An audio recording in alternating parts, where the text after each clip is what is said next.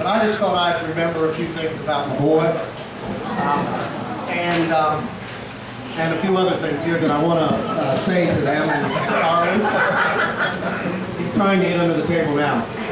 First of all, let me say again, thank you all for being part of this. This is really exciting for us. We are getting a beautiful, beautiful young lady in addition to our family who we've grown to love very much. And we appreciate her putting up with my boy. And we also want to thank Carly's mom and dad and their family, and sisters and brothers, uncles and aunts, and meemaws, and everybody else that made trips here. We really appreciate you all being part of this and letting us become part of your family. First, let me just say a few things about Ryan.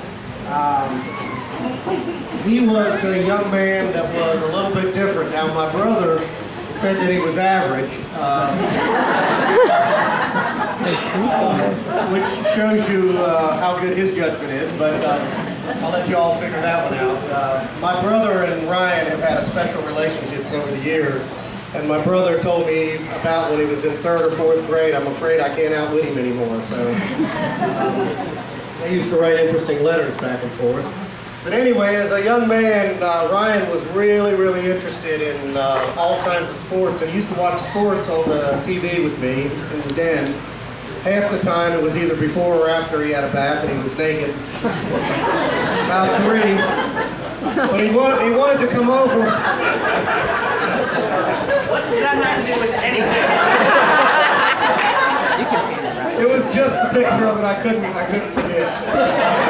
Marie's going this me, but first dad, now it's me.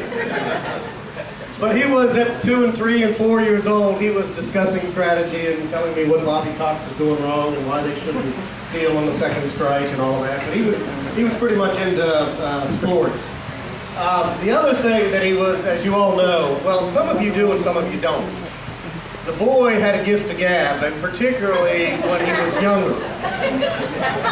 He had no inhibitions when he was younger. Now, this probably will serve him well when he goes to be a Juris Doctor.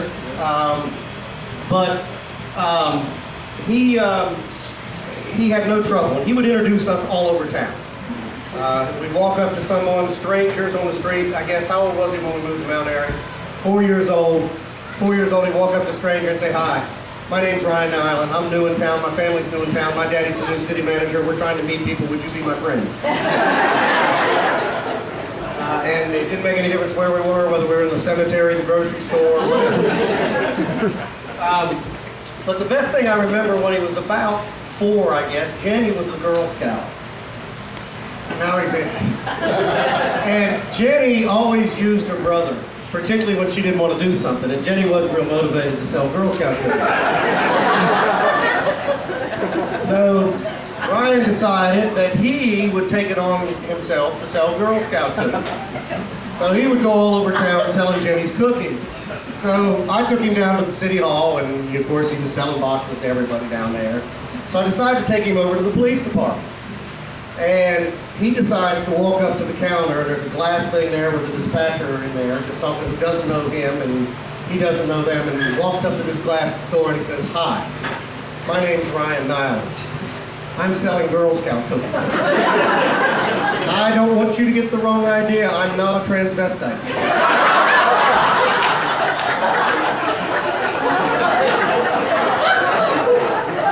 I said, a 4-year-old kid walking out, I said, whoa, wait, but I think it's time to stop here. That's a true story. A little bit ahead of his time there, but also another thing was his sister would always use him. She knew how to use and abuse him, and the way she would do it, she'd say, "Ryan, I need you to go upstairs and get something for me."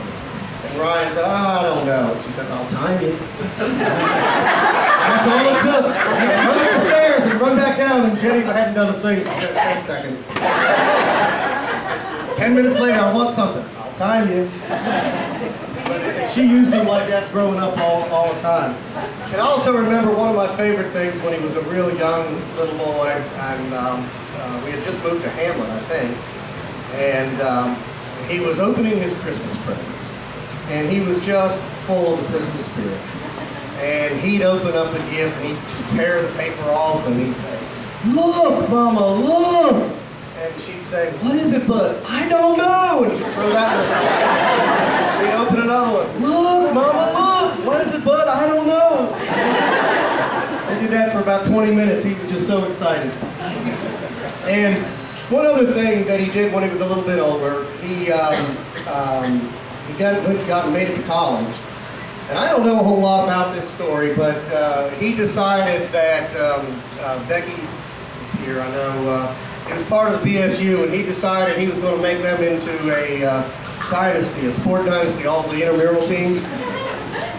And they were a little bit behind the 8 ball. For y'all that don't know, for the BSU, apparently their mascot or their whatever, they call themselves the Snowflakes. No fighting snowflakes! So that wasn't particularly mean enough. So Ryan was drawing up things with snowflakes and people's eyes, and you know, fear of the snowflake was the motto. But I asked him one day. I said, "Well, how are you doing?" He says, "Well, Dad, we're doing pretty well. We haven't won a game in 3 years, but we're going to win some this year." By the time you were senior, I think you guys did actually win some intramural games, didn't you? Right. And not all of them were by forfeit. At least 1 or 2 of them.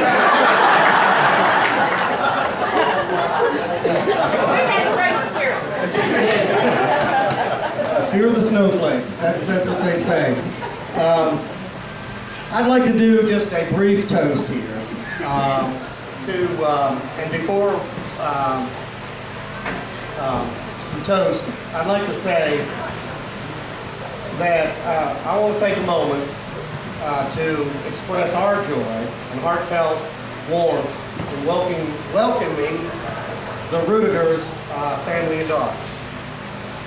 After knowing them over the past year, it is no surprise why Carly is such a wonderful woman. And we are so proud to have you as part of our family. I had to write this down because I couldn't get through it otherwise. And let me, for that, while we're talking about that, honor the bride and groom. To my son Ryan, your giving spirit and love have earned you a most special gift. Your bride, Carly. Cherish her. Carly, you are indeed a gift from heaven, and we welcome you into our family with all our hearts, and we rejoice in Ryan's good fortune that he found you and you him. And I want to close, and after I close, Marie wants to come up here, and the things that you had on the table, we're going to go over those answers. And there is a prize, apparently. I don't know what it is, but so we're going to trust everybody to keep score. But Marie knows these answers, and I said, Marie, some of this is a little trivial, and I didn't know how trivial, so I'm sitting next to Carly's 2 sisters, and she couldn't answer what their nickname was for them. We got it. They say they finally got it, but that's how trivial it was. I said, well, we're in trouble if we don't get the home team there, and we can't do it. But I want to close with quoting a song that many of you may be familiar with. It was written by Bob Dylan, one of my dad's favorite counterculture people.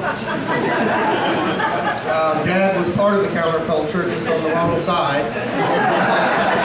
He was the one locking all the hippies up. But anyway, Mom, you like that, didn't you? Yeah. But I want to close with this. And again, these are words that some of you may find familiar. It says, "May God bless and keep you always. May your wishes all come true. May you always do for others and let others do for you. May you build a ladder to the stars and climb on every rung. And may you stay forever young. May you grow up to be righteous. May you grow up to be true.